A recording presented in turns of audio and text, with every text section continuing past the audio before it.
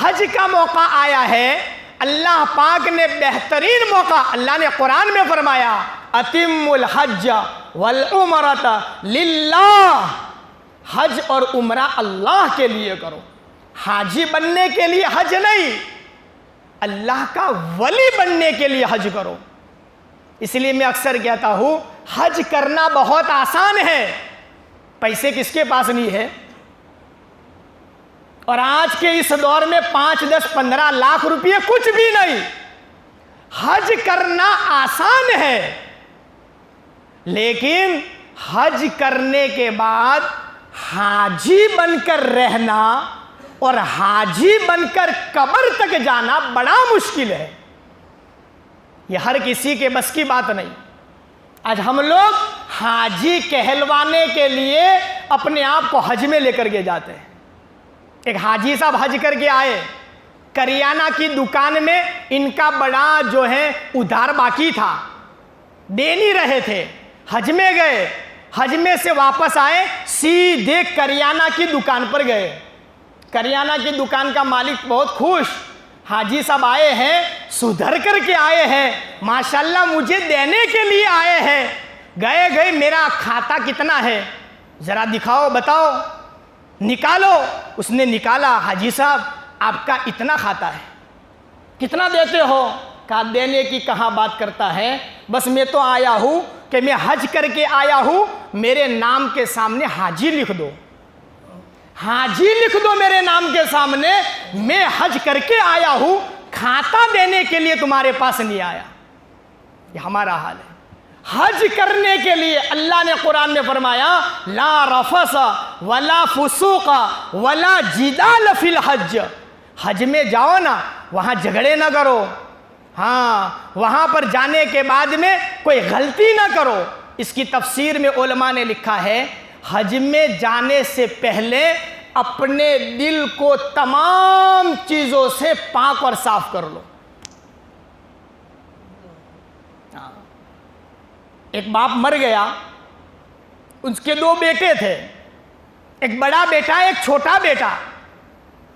10-12 बीघा जमीन बाप ने छोड़ी, सारी जमीन बड़े भाई ने हड़प ली, छोटे भाई को कुछ नहीं दिया। लोगों को जमा किया, बड़ा समझाया, उसने कुछ नहीं दिया। कुछ दिनों महीनों के बाद बड़ा भाई हज में जाने के लिए टिकट भरा, अल्लाह ने इसको कबूल कर लिया। अब सारे लोगों से माफ़ी शाफ़ी करवा रहा है, मुझे माफ़ कर दो, मुझे माफ़ कर दो। बस्ती में मुफ्ती साहब थे, मुफ्ती साहब को कहा मुफ्ती साहब मैं हज में जा रहा हूँ, मुझे माफ़ कर दे। मुफ्ती साहब ने कहा भाई तुम हज में तो जा रहे हो, लेकिन तुम्हारे वो छोटे भाई का जो मसला है ज़रा उसकी माफ़ी शाफ़ी हो जावे और अपने भाई का जो हिस्सा है वो छोटे भाई को दे दो, अल्लाह तुम्हारा हज कबूल कर लेगा। बड़ा भाई कहता था मुफ्ती साहब वो तो मैं नहीं दे सकता, बस वो नहीं दिया है ना मैंने, उसी को माफ़ करवाने के लिए हज में जा रहा हूँ। बस समझ में आई कि नहीं आई? उसको दिया नहीं, इसीलिए माफ़ करवाने के लिए जा रहा हूँ। हज कबूल होगा?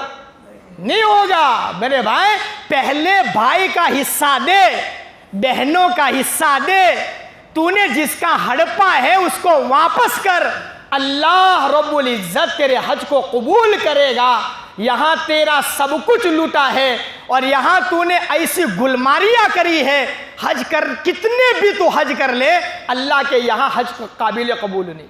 गुज़श्ता साल एक जगह पर हम मुलाकात में गए, हज के हाजी थे, तो बेटे की मुलाकात की। मुलाकात के बाद बाहर निकले तो एक साथी ने कहा कि मौलाना ज़रा समझाना था। भाई क्या समझाना था? कि ये बेटा तो हज में जा रहा है, कई महीनों से अपने बाप से बोलता नहीं है और अपने बाप से झगड़ा किया है। मैंने उसको जो है दोबारा उसकी मुलाकात की। मुलाकात के बाद में कहा मौलाना सब कुछ हो सकता है लेकिन ये नहीं हो सकता। हज में गया, गांव वालों ने मुलाकात की, उसका सगा बाप अपने बेटे से मुलाकात नहीं की। बेटा नहीं चाहता, बाप चाहता है। ऐसा ना करो, दिलों को साफ करो, झगड़े खत्म करो। कोई नहीं बोलता, जाकर के बोलने वाले बन जाओ। किसी का लिया है, माफ़ी मांग कर इसको वापस कर दो। अल्लाह रब्बुल इज़्ज़त सफ़र को कबूल फरमाएगा, हज को मकबूल व मबरूर फरमाएगा। और अल्लाह की कसम, अल्लाह के नबी की हदीस है, मफ़हूम है, सच्चे दिल से सही तरीके पर हज करने वाला हाजी कभी फ़कीर नहीं होता, अल्लाह इसको गनी बनाता है। अल्लाह के महबूब सल्लल्लाहु अलैहि वसल्लम की हदीस है। इसलिए ये हज का मौका है, एक दूसरे को समझाओ। ऐसे मौके बार बार नहीं आया करते हैं। बेहतरीन अल्लाह ने मौका दिया है, दिलों की सफाई के साथ बेहतरीन तरीके पर हमारा हज का सफ़र हो। ये तमाम चीज़ें अल्लाह ने कुरान में हमें सिखाई हैं और कुरान ही हमारा रहबर है, उसी के मुताबिक अमल करना है। अल्लाह ताला मौत तक हम सब को अमल करने की तौफीक अता फरमाए।